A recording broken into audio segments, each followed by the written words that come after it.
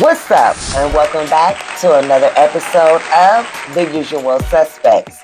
I'm your girl, Shar Johnson, here with the guy, my husband, Brother Hyro Akeem.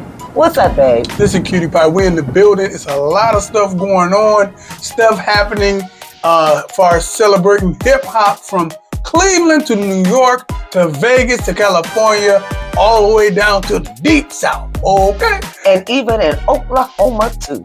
You better say it and don't delay it. Listen, what we want you guys to do is hit that like button, hit that share button, let somebody know we are making this thing happen. This is the Usual Suspects podcast. And when we say the usual suspects, we're talking about the usual people you hear in the headlines on publication or in publication. We are representing the Reporter newspaper here in Blackburn, Ohio. I did say Blackburn, Ohio, okay? So that means we're giving you the black side of Akron, Ohio, and how it relates to you, us, and our culture. Let's just go there, sweetheart. What are we talking about? Well, let's talk about something that I believe everybody's been talking about.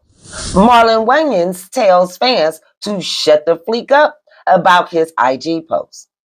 Marlon Wayans got temporarily canceled by the black delegation for his caption about the historic August the 5th, 2023 Montgomery Mollywop. He initially posted a clip showing the Black Avengers descending on the Alabamian Alabaster attackers' boat, no doubt drunk off their white claws to deliver them some ancestral blows for their assault of the co-captain who politely asked them to remove their boat so the ferry could dock.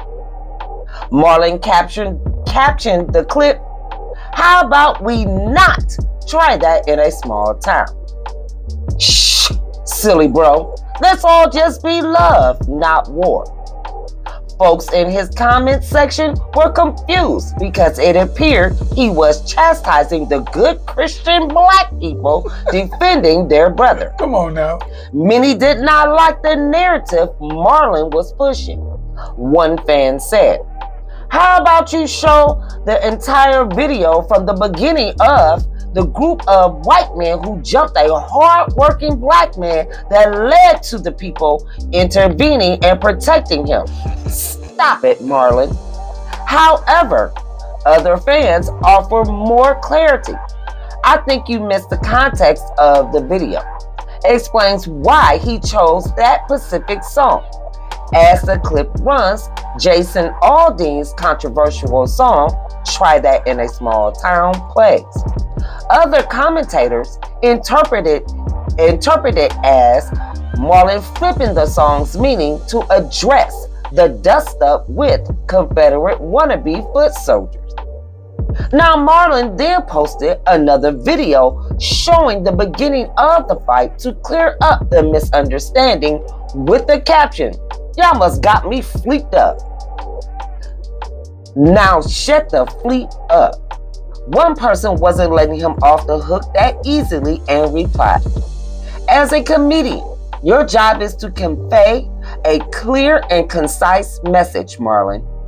If the mass majority misinterprets your message, then it's not considered irony, it's sheer miscommunication." Now look, before we go any further, I want to say this. One of the dope things about this particular podcast is this is the black press. She's a journalist, okay?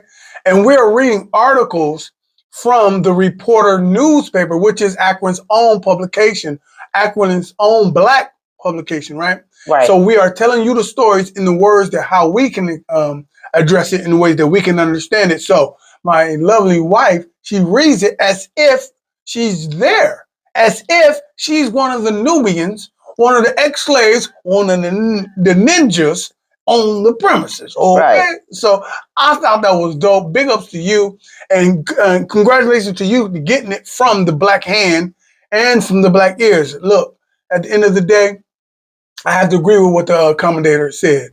You got to make it plain, black man. You got to make it plain, black man. You can't just put something out there and let it go. You got to break it down a little more. Ain't nothing like somebody telling you something. And as an artist, a lot of arts paint from an artistic perspective, meaning some may paint abstractly, some may paint directly, some may paint suggestively, right? And artists speaks that way. Comedians are one of those type of artists that speaks that way. Now, if, like the guy said, if we're lost in what you're trying to paint verbally, you need to make it plain, because the whole Black Twitter came down on this man because why are you trying to, it looks like you bootlicking and tap dancing for the European sector, trying to keep your endorsements, I'm gonna say it again, your role in Black Hollywood and everything. See, you acting like what I'm saying now, right? Before you even give me props. But from here on, I'm gonna do you that way. As you speaking, I'm gonna act like there's no credit to what you're saying. No, that's what you were doing. That's what your rap. You was literally jumping like Willie, about the Papa Willie, about to jump around before I can even land. You was making faces like what I was saying wasn't possible. No, I got you though. Watch. I got you. Like I know I'm making sense, and I'm sure Black America was thinking the same thing. Like, why are you tapping so hard for this? You know what I'm saying? But go ahead. Why were you disagreeing before I even finished? Go ahead. Okay. I wasn't disagreeing. I get what you were saying. You were conveying. You were conveying what other onlookers or naysayers were saying. You weren't conveying your personal opinion on how you see the things. Well, there was a couple of other comments and things that were written about, like, how could some of the ones misconstrue what he was doing? And I got what that person was saying, because if you're familiar with the Wayans, period, I'm talking about the whole entire family, from Damon, from In Living Color, and the way that they paint the narrative of things. If you're any way familiar with them, you know that he was not tap dancing or bootlicking. That's not what they are about at all. Anyone in their family, they're not about that. So I guess because I know the history and I know who they are, I got kind of what the other one who came to the defense was saying. And then I got an opportunity to go and look at the videos he posted and the things. And because I've known them for years, not know them personally, but I'm talking about watching them on TV, even following them with, the paparazzi and the different things about them. That's not who the Wayans are, period. And I believe because it's so quick for clickbait and such a clickbait. I call it clickbait. Ain't no clickbait, baby. Say, just follow me. Okay, Thank you. Don't do that. Clickbait. I'm just saying, I believe that, a lot of people just go with the majority and go with the bandwagon. And my thing is, he said something that I thought was so profound. Do your homework. Do your homework, Black media. Do your homework, Black YouTube, before you really give your opinion or before you go tearing my Black is Beautiful community down. I see you. What you should have read, what you did, but you didn't grasp to what I was saying. What I was saying was you didn't make it clear. Okay. You said you know him. That means you're already in the clear. You know what I'm saying? You say you know his family, which is you're vouching that nobody on that family bootlick, tap dance, or butt kiss, or none of that for Eurocentric accolades. That's what you're saying. Right. You know what I'm saying? And I'm with you. But you did not, but the most important part is you did not say at the end of the day, I relate to the struggle of what people were saying, because it wasn't clear. I started off with talking about abstract art, abstract verbs. Yes, you did. Right. And yes, then at the end of the day, if it's not clear, it's up to the artist to convey what he meant. What he did. At the end of the day, our brother Marlon came out of the shell and acknowledged. But what we talking about next, sweetheart? Well, let's talk about more news regarding Tory Lanez jail sentence. Let's go. Here's what life is like right now for Tory Lanez inside Los Angeles County Jail. He's being held away from general population and only gets a few hours a day outside his cell. Law enforcement tells TMZ Tory is being held in what's called the Administrative Segregation Unit, which is for inmates who cannot be safely housed with the rest of the folks behind bars. With that, Tory is only allowed out of his cell for 2 hours a day, and for those 120 minutes, he's by himself. We're told he is allowed to get some fresh air during recreation time, but that's only for 3 hours each week. This is the status quo for Tory as he waits to get shipped out of county jail for prison. Remember, the judge sentenced him to a decade behind bars after being found guilty of shooting Megan Thee Stallion. We're told Tory will be on the move within the next month, when he will be transferred to an intake center, and that's when California will reveal which prison he'll be calling home for the duration of his sentence. In the meantime, we're told by jail staff that they are checking on Tory every 30 minutes, as they do with all inmates in administrative segregation, and he's able to load up on goodies at the commissary.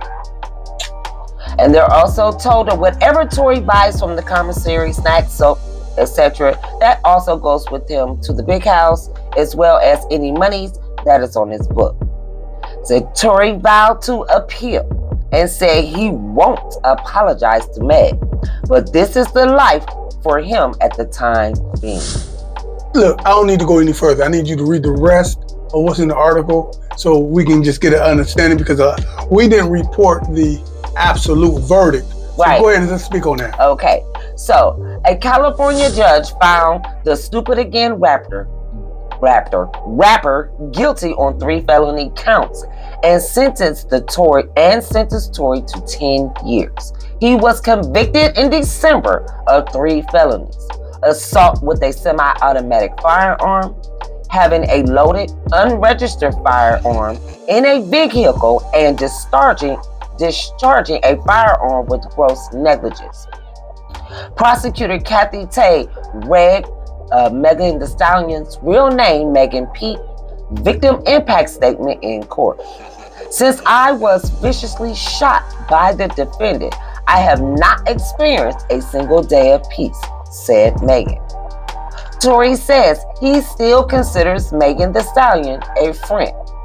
Everything I did wrong that night, I take full responsibility for. You have it, folks. He admitted to shooting Megan. Our report finger is strong, so stop harassing her online. Okay. At the end of the day, our brother got to do 10 years. Yes. And seems like what he's doing right now before he gets shipped out is some hard labor, because he's a star. He's away from everybody and everything. And what else he got to do? He can't go, he only get an hour and some change out to kick it. 120 minutes. Amongst himself. 2 hours a day amongst himself, and then he only gets 3 hours a week 3 hours a week. for the fresh air. So he got some hot songs coming up. Yeah, I mean, what would you do what would you do if you was locked up like that? I probably would write a couple books. I would probably write a couple of books. You know me, I would probably be reading a lot because, I like to read. Mm-hmm. And any and everything that I had on my mind, it'll be wrote down. You would take it like a vacation. I probably would.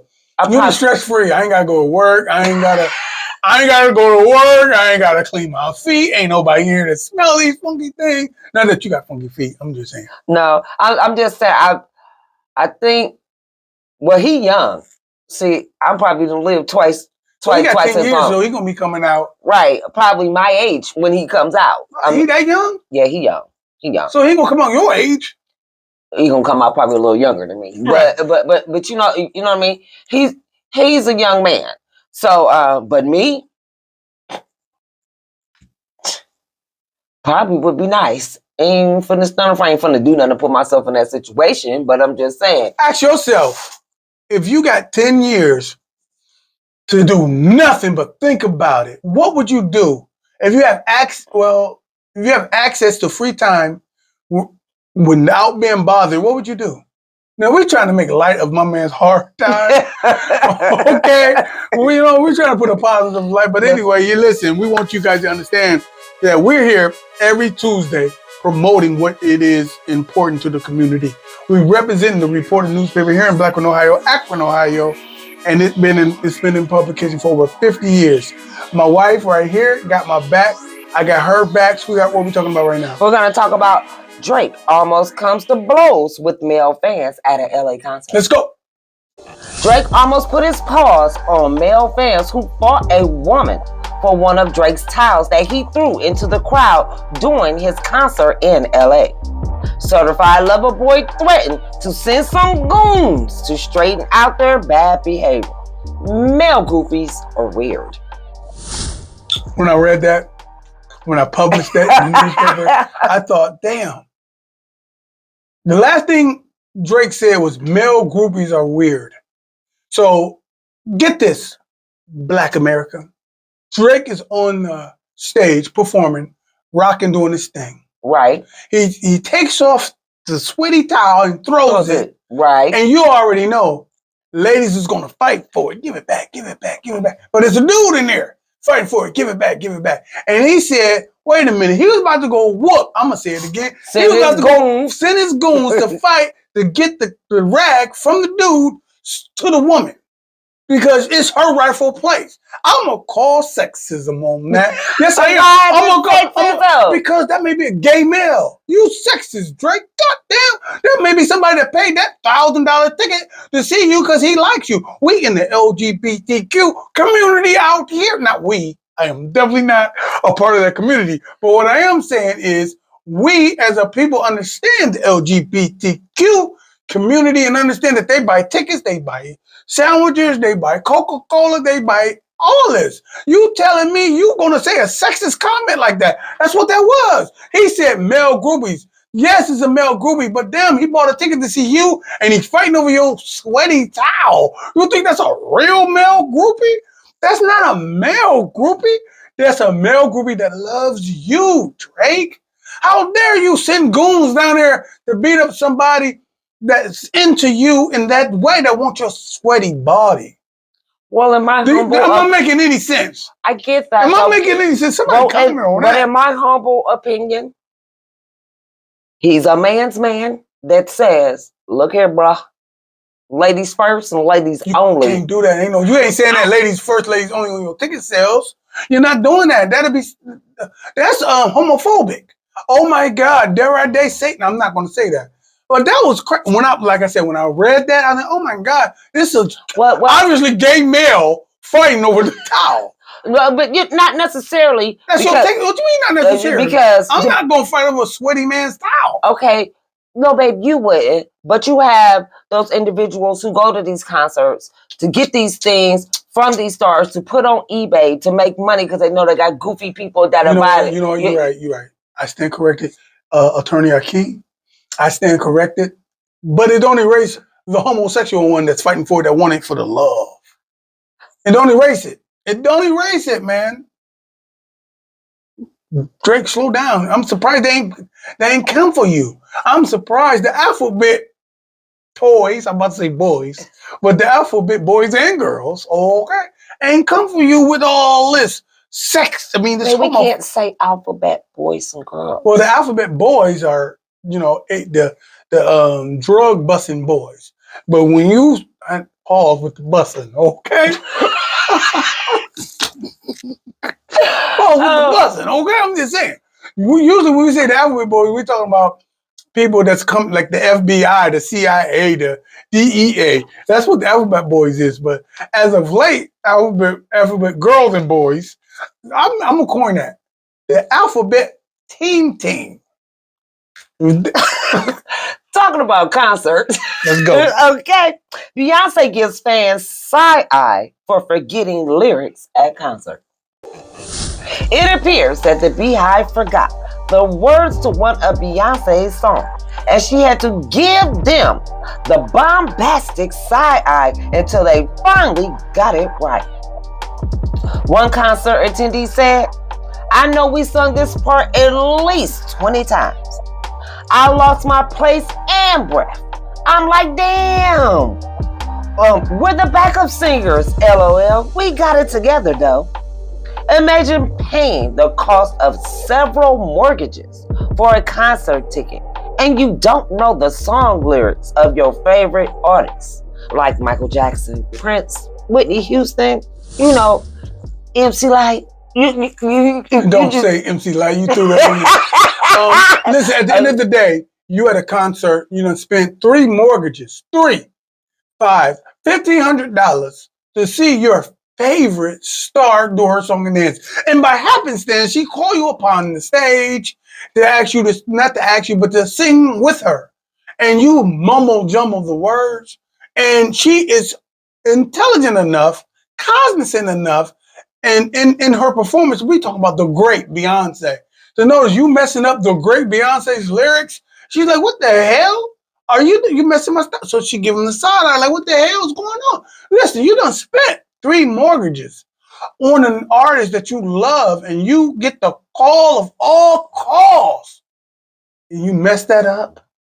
Okay, you messed that up. Okay, that's embarrassing. Number one, I'm not going to spend that much money if I don't know the lyrics. You can call me up 9 times out of 10. If I say I'm at the show, you about to call me up, I'm gonna finish the lyrics. Hell, I'm gonna finish the goddamn Michael Jackson. What is that? Thriller steps. Okay, that's just what I'm saying. But what the hell? Give it up, Bianca's. Okay, I said Bianca. Okay, these prices. Well. Oh, Lord, here we go. In the fans' defense. Ain't no fan defense. There is a fans' defense. In their defense. Okay? I love me some Erykah Badu. I love me some Mary J. I love me some MC Light. But it's probably 2 or 3 MC Light songs that I know word for word. That's it? 2 or 3. It's only maybe 2 Erykah Badu songs that I know word for word, even though I didn't had every CD that she didn't put out. I'm going to be honest. I can remember a hook, and I probably can remember a couple words of a song until I started doing karaoke where I could see the song and know exactly what the words were saying. I'm going to be honest. I know Erykah Badu's Call Tyrone, and I love that song, or Bag Lady, until I started doing karaoke. So, to a fan's defense, everybody can't retain certain things like that all the time. They can listen to the beat and know the hook and, hey, that's my jam, and they can get them out their seat. That don't mean they absorbed every single word. Or that's not a real fan. I'm here to tell you.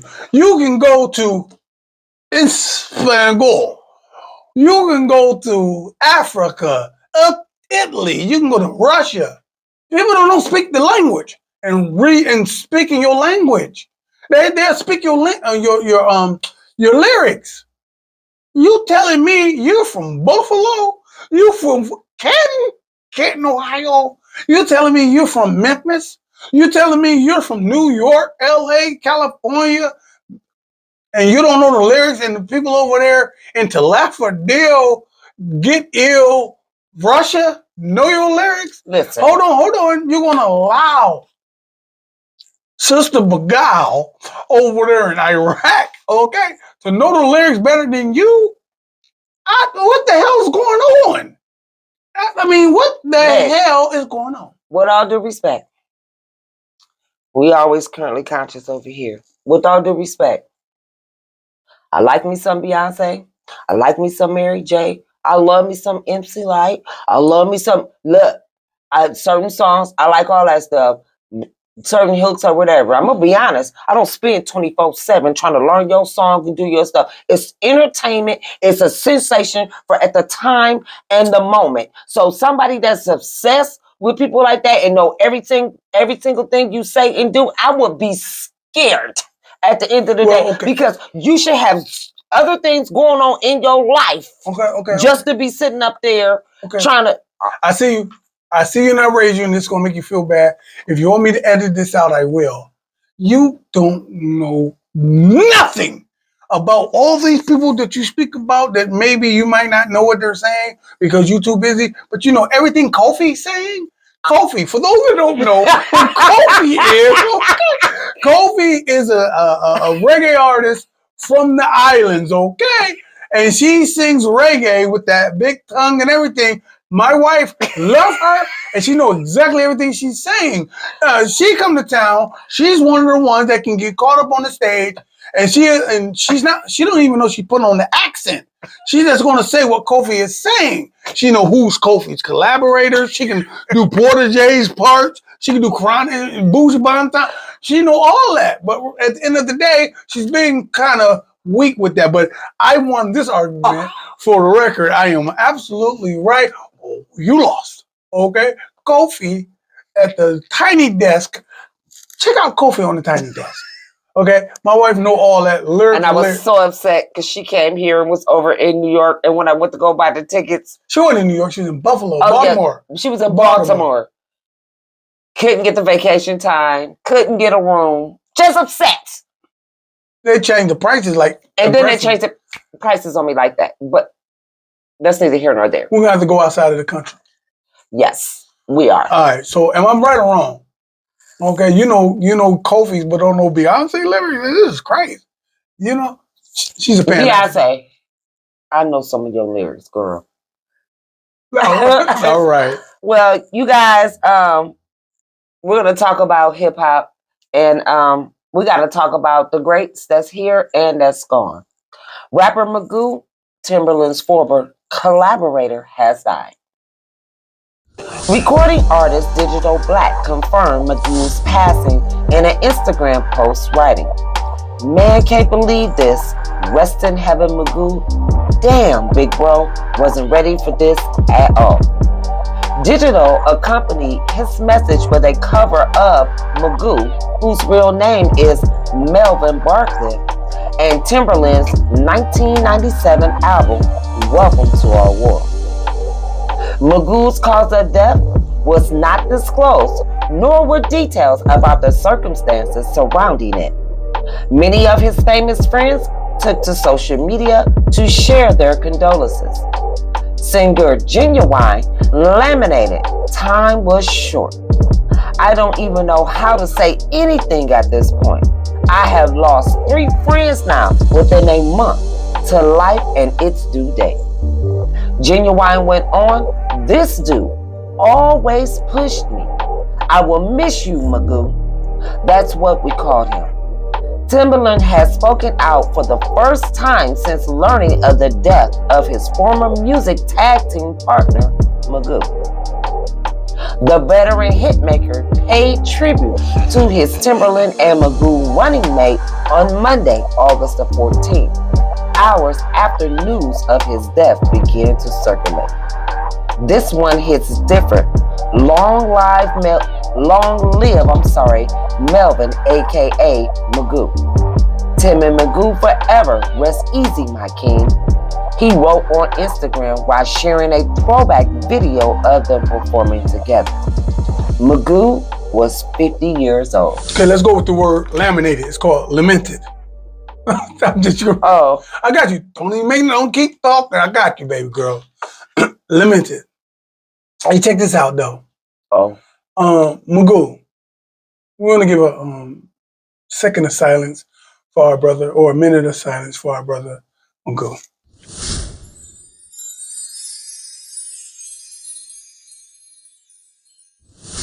At the end of the day, love you. Okay, big ups, man. That was hot, man. I like my man. Some say he sounded a little bit like Q-Tip. A lot of people won't say that, but they were saying it behind closed doors. Okay. He had that nasal sound like Q-Tip and stuff, but he was dope. He died only at 50 years old. Big ups to his family. Our condolences goes out to Brother Magoo, man. I thought he was dope, man. I thought he was a dope MC. And if you're messing with Timbaland, you got to know you a dope MC. So we paid our tributes and everything, and inshallah, God willing, that the love that we're giving and the universe is giving be on his family. What we got next, girl? Well, let's talk about 50 years of hip-hop. Let's go. Hip-hop as a culture celebrates its 50th year in existence. While many consider only rap music as hip-hop, true members of the culture no different. South Bronx, New York is the true birthplace of hip-hop. And with that being said, the entire country, as well as the state of New York, has been celebrating in many different ways. While the official birthday of the culture is considered to be August the 11th, 1973, we celebrate this occasion all year long. However, this past week, New York has been the gathering place to celebrate by hosting countless events, concerts, and park jams. Big ups to hip hop, right? Big ups to New York, the South Bronx. Big ups to the Zulu Nation. I got to say that, right? Big ups. Okay, I'm excited. Okay, I am. That's why me and you wear these shirts, man. This is the ode to Run DMC. We in Akron, And Ohio. mine is the Stonewash version. You can get that on our website, yo. Listen, but we've been doing this hip hop thing here in Akron or Blackburn since the 80s. Okay, Right. And we represent that culture here at AkronHipHop.com every single day. I'm blessed to have my ace as my wife now, but I also had an ace before her, which is my twin brother, Ace Boogie. You know what I mean? Right. But now my wife sits in its stead. Everywhere I go, there's an ace and D, and this is my ace, right? So when hip hop birthed in 1973, we have to understand that here in Akron, we got it couple of years later. Here in Akron, we got a couple of years later. In New York, in Toledo, a couple of years later. In Alabama, a couple of years later. In Florida, a couple of years later. In LA, a couple of years later. So we all responding to the culture. The culture is more than just rap, which what you said. I gotta say this. I'm not teaching. The culture. Right. It's more than rap. It's more than just rap. It's 4 pillars. Some say 5. Okay. As we celebrate hip hop, we celebrate hip hop, not just the rapping. Right. There's the DJing. Right. There's the we are the MCing, which is the rap. There's the graffiti and the break dancing, right? The B-boys and B-girls. Come on now. Which I used to be a B-girl. You ain't never used to be. I'm still a B-girl. You better feel me. I'm still a B-girl. So listen, there's a lot of stuff been going on in New York specifically. All over the globe as of today, as of this year. But specifically this past week, New York. Yes. They've been having the Queensbridge block party. Roxanne Shante did one. Yeah, that's her. Roxanne Shante. Yeah. She had all of Queensbridge down there. Big ups to Benny Siegel, who showed up. He was from Philly, but he gave love to that. Then we had the Jungle Brothers and everybody else at the Rock the Bell store with LL Cool J. Run DMC. And then we had Run DMC them at that Rock the Bell store. Sure. Then we had what my brother was at the Yankee Stadium with everything. And then we got 50 Cent parading around doing this show with Busta Rhymes and everybody. Right. And on top of that, then we got not small, but forgotten MCs. I'm going to say it again. The forgotten MCs. I put it like this. They weren't forgotten. It's the ones that they need to reintroduce themselves to you young MCs that don't know nothing. Come on, the reintroduction of MCs like Chill Rob G, Poor Righteous Teachers, and these people that I see doing shows right now all over the place. I thought it was dope, baby. Remember, we seen Big Daddy Kane on social media and was like, this man is still doing it. Still getting it. So getting it. This is the celebration, the 50th year of hip hop. Big ups. That means my sister Peaches is 50 years old. Big ups, Peaches. She's a real MC. For real MC. She is, and I used to be her partner when we used to battle the boys in the schoolyard. You better say it. What we got next? We got Melly Mel regrets making Eminem diss track. Says his execution fell short. Melly Mel has made peace with Eminem, axing their ongoing beef with a solemn apology. On Saturday, August the 12th, the pioneering MC, who earlier this week dropped a diss track aimed at M, took to social media where he issued words of remorse for the track he admitted fell short. In light of the 50th anniversary of hip-hop, my original intention was to contribute an an engaging and enjoyable endeavor to enrich the cultural landscape. This statement reads, regrettably, my response fell short in its execution, and I accept full responsibility for the misjudgment. I acknowledge that my perspective was ill-conceived, and I am prepared to take ownership of this oversight. It has become evident that Eminem's dedicated and passionate fan base stands unwaveringly by his side, which is a testament to their genuine admiration and loyalty, a truly commendable aspect. Listen, Millie Mel, the first rock star of hip hop. I dare not say don't push me because I'm close to. Because I'm close to the edge. Okay. I'm trying not to you really rather. Hold on. Let's stop. It's like a juggle. Oh, baby, stop. Okay. I know the words. I know. Big ups to my man Melly Mel and the Furious Five. Okay. Right. So what you guys got to understand, I need for you to watch this. And I don't want to speak for the grand, incredible master Melly Mel. Right. But I'm telling you, this is the 50th year of hip hop. The most visible MC is Melly Mel. It ain't no secret. Why? Right. He's the first rock star. Right. That man is in cock diesel shape. He's physically fit. He's on it, and he's a part of Grandmaster Flash and the Furious Five. And you know Grandmaster Flash is all over the damn place. Right. So, of course, they're going to shove a mic in Melly Mel's face. Of course, if he's still cock diesel, you know he still think he got it. But I'm also going to say this. He's also mentally sane, which I believe he knew for a fact. I know y'all coming at his record. Y'all trying to say it's the worst diss record of all of hip-hop when he dissed Eminem just a few days ago. I'm here to say that I believe that he knew that. I believe, do you hear the apology? He knew. I believe that he did that to keep the celebration going on with the hip-hop, to keep his name in the place. He ain't got no record. There's no record out, but you talking about his music right now. Right. I'm saying it's the worst diss track ever and the worst song released in 2023. I've seen like 3 posts as I was doing my work this morning that they call Melly Mel's diss of Eminem the worst song released this year. Guess what? What? It's got to be the most tracked song. By those things that's coming out, everybody going back to hear what he said. There it is. And this is Melly Mel from the 80s. Right. I'm talking about 70s. So what do you expect for him? At the end of the day, he still gets shows.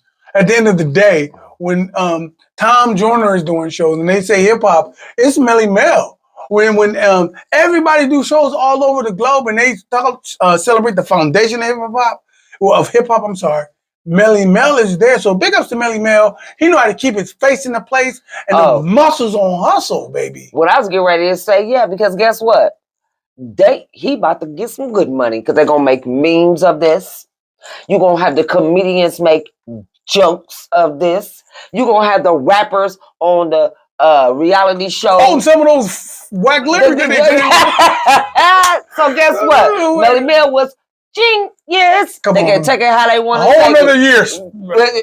And he's still going to be doing shows all year. He's one of the ones that don't do just shows on the in the summer. Right, he do them all year long. What we got next, baby? We got continuing with the celebration of hip hop. This is something that's going to hit home. If y'all don't know, let's get hip.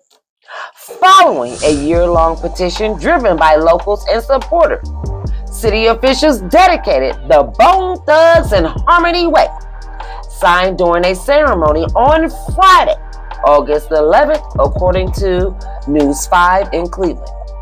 There were 3 signs along East 99th Street honoring the hip-hop group, and someone took the sign, the one near Lowell Avenue.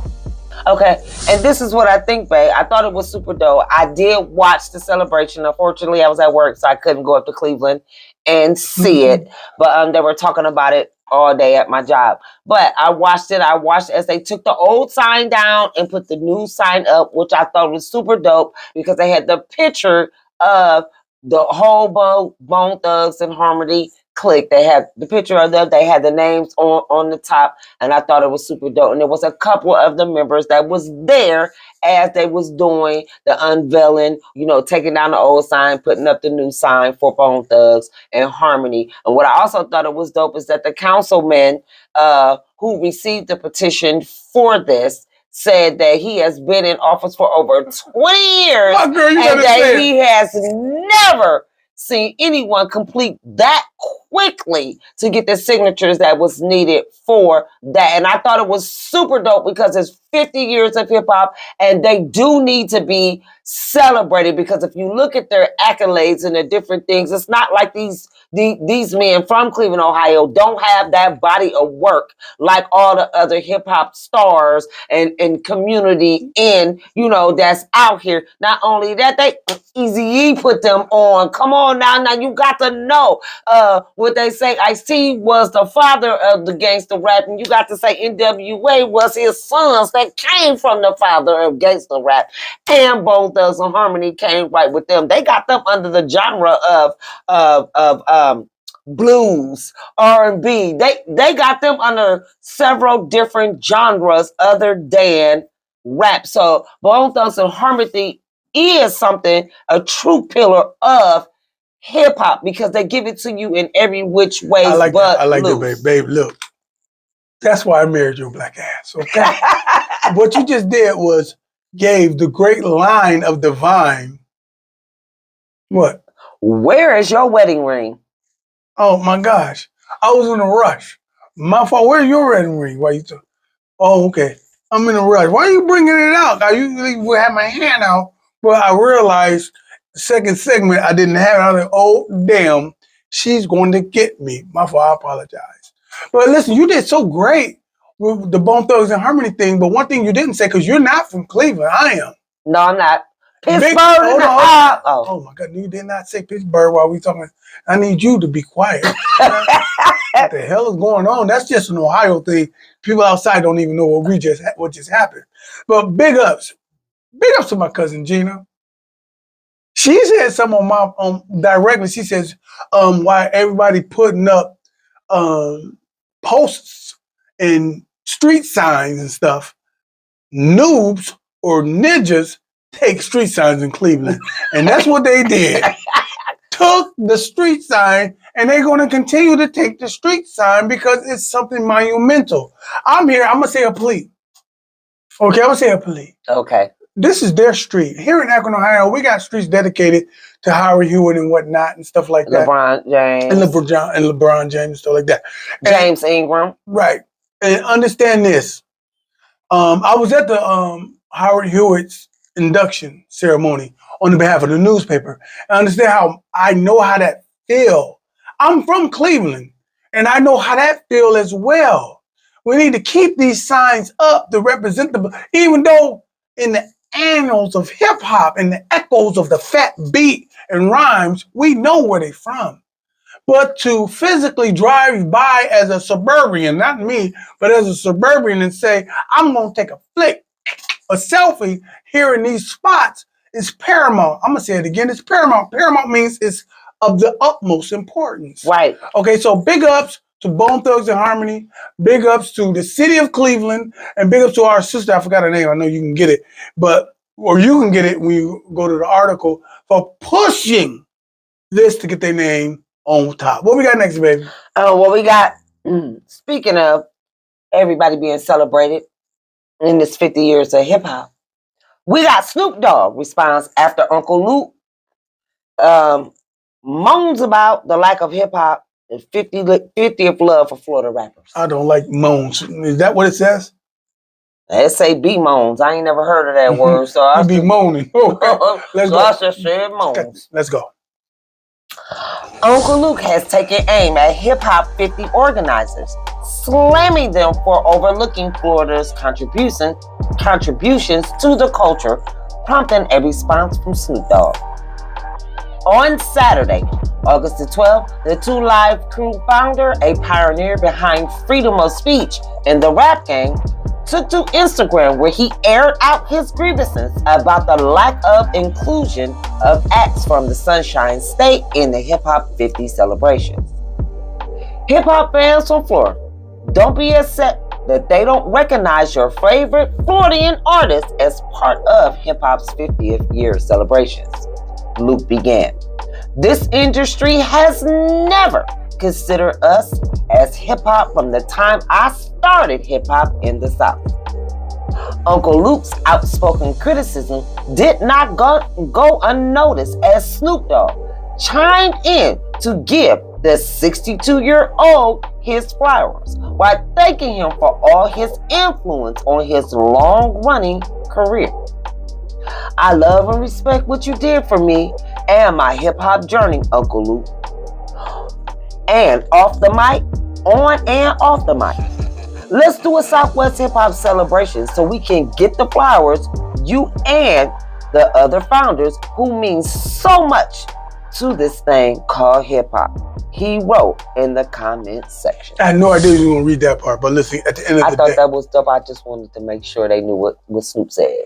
I'm from the era of when the West Coast wasn't acknowledged. I'm going to say it again. I'm from the era as when Atlanta wasn't represented or acknowledged. I'm from the era of when MC Shy D, okay, and Luther Campbell and Two Live Crew wasn't acknowledged as a factor in hip hop. I'm from those days, okay? I'm from the day to Texas, okay, the Ghetto Boys and all that. I'm from the day Flip, Michigan, okay? MC Breed and all. I can keep going. You got real hip hop authority sitting here in your midst, sweetheart, okay? I can keep going. I'm from those days. I'm not saying I'm just from those days where I looked. I was there, okay? I wasn't in California, though. You weren't in California? I ain't never been to Cali. But all of those places I've been, okay? Right. And I've been in those places to know that I know what shake a booty music is. That's what they called it back then, okay? Y'all call it, then some people call it club music and stuff. I understand the struggles, the hard, rough, rugged terrain that our beloved brother Luther Campbell, okay? I got his book. Mine, I tell you, I used to be at a store called Two Live Music. Mine, I tell you, I talked to that brother. He might not remember it, but I talked to that brother direct at that store. Mind you, I read his autobiography, the first one, okay? Mind you, I've got it, okay? So I understand that when, and then mind you, I lived in Atlanta, okay? Right. Mind you. So I understand when Hot 97 first hit Atlanta, okay? I'm going to say it again. Hot 97 first, I was there before that. I was there managing Camelot Music, or was it Sam Goody? I don't remember. Both. I was at both. And I remember at the mall working when Hot 97 took over, everybody's radio station clicked in and no commercial, was just all hip hop being played. And then one day we woke up, there's personalities hosting. And I'm telling you something. Shake a Booty Music was in that damn mix. Luther Campbell, Freak Nasty, Freak Daddy and Freak Nasty, Trick Daddy and Freak Nasty and Kilo and all these people was being played. I'm in Atlanta at the time. This is 94, 95. At the time when Hot 97, which is a part of Radio 1, took over the radio waves, okay? And you hear that music. But Luke, before then, on In Living Color, Saturday Night Live, and all these other things, was fighting a good fight for that wild music that was going on. All of that damn Magic City love, okay? Yeah, okay, that touring. So big ups to Luther Campbell. So what he's saying is he feels that hip-hop don't acknowledge him. I'm saying I do. I do. We acknowledge you. We acknowledge you, Uncle Luke. We acknowledge you. We acknowledge that hip hop. We acknowledge the gangster rap. We acknowledge, we acknowledge it. All of that. We acknowledge, I hate to say this, the house phase. I'm gonna say it again. The house phase. Big ups to CNC Music Factory. Okay? Okay. Big ups to Crystal Waters.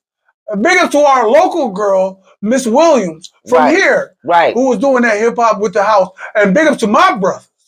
Okay? The Zulu brothers. Okay, the Jungle Brothers, girl, I'll house you.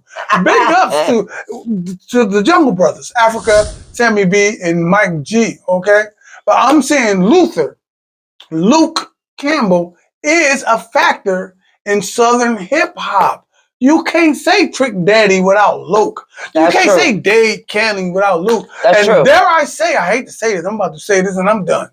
You can't say thick Luke dancers. You can't say thick shake dancers. You can't say any chick that came off a pole rapping or shaking or video vixen without our brother Luke Campbell. Big ups and get his damn book. Somebody better call me from Lil Joe Records. I'm saying something specific so they can feel I know who it is. Somebody better call me from Lil Joe Records and holler at your boy, okay? What we got next? We just want to let you know here at Akron Hip Hop, and we tell you all the time, we stay currently conscious. We give you your flowers, okay? If nobody else do, we do. You better say it. What we got next? So before we get up out of here, we gotta talk about my girl. Chrisean Rock explains why she had to have her sister jump. I just beat you to it. Chrisean Rock has never been afraid to get down and dirty with the best of them, even against her own family members. And in a recent Instagram live video, which she dropped on Saturday, August the 12th, Blueface's ex-girlfriend explained why she had her sister, I think it's Tashika or Tasika. If I didn't say it wrong, I apologize. Jump outside of a nightclub in Baltimore, Maryland, claiming that her sister was saying random stuff to distract and upset her. The pregnant social media sensation went on to blast her sister for trying to get her jumped in the first place. Ninja, I'm a whole lick. What the fleet, she said. We peeped your whole energy far away. You tried to backdoor me, Ninja, and I just beat you to it. She also went on to imply that her sister was jealous of her success, giving her the evil eye because of her expensive jewelry, clothes, and purses. Some people know how to keep their face in the place. We are called the usual suspects. Listen, we are called the usual suspects for a reason, right? And what we do is we take what we report every day in the reporter newspaper and we convey it to you on this particular podcast. Your sister, your beloved, gorgeous, beautiful, very pregnant right now, Chrisean Rock, knows how to do it. So she gets on her social media, which the article calls her a social media sensation. Right. And it's a reality TV sensation. It says her social media. She gets on and she talks to you, the people. Mm-hmm. Sidebar. What the hell? I'm noticing a lot of these people, these social media sensations, they just cut on the TV while cut on the damn phone. Here's the phone. They put it here and they'll go and they'll eat. Hold on. They'll eat while this is on, engaging. So that means they're doing it on purpose. Right. So we click, boom, boom, engaging. And we're doing it on purpose. Maybe we need to do that. Maybe we need to click on and engage and talk about what's happening. But what they're doing is talking about their brand and what's going on with them directly.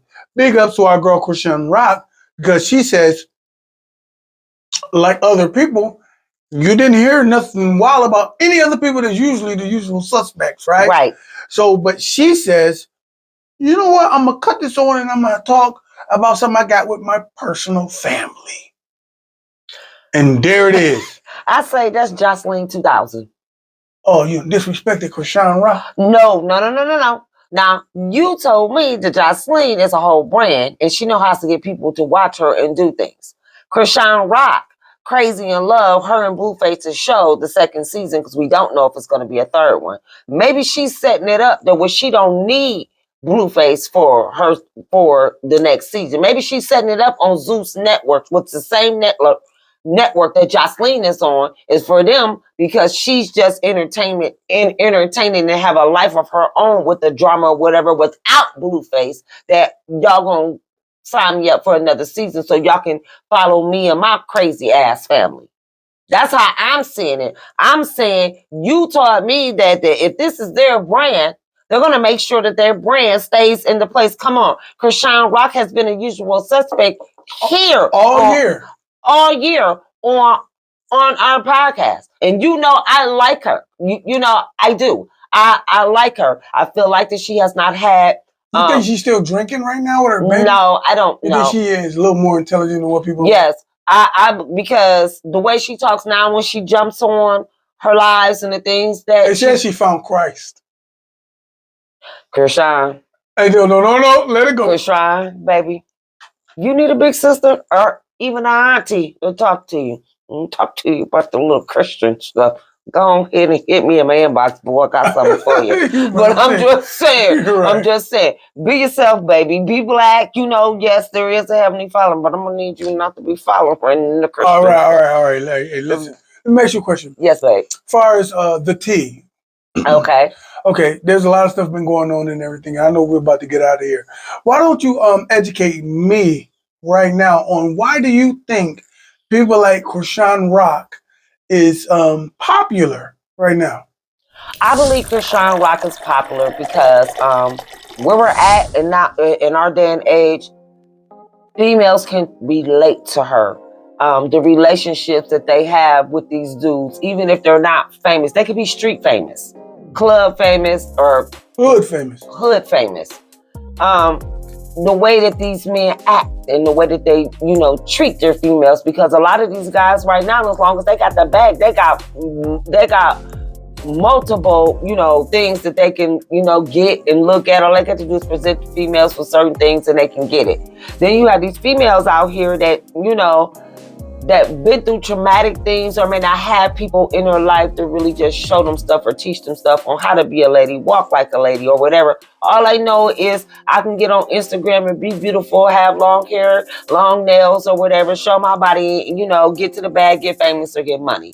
So I think that's why she's so popular. Okay, now when it comes to current rap with the females, I was listening to the Godcast with our brother Lord Jamar. Big ups to the brand Nubian, who's been doing this stuff since this 50th year hip hop been happening, right? He was talking about something that I've been talking about lately. In this specific video, he was talking about the climate of the whole culture in hip hop. He said the climate of the whole culture in hip hop, right?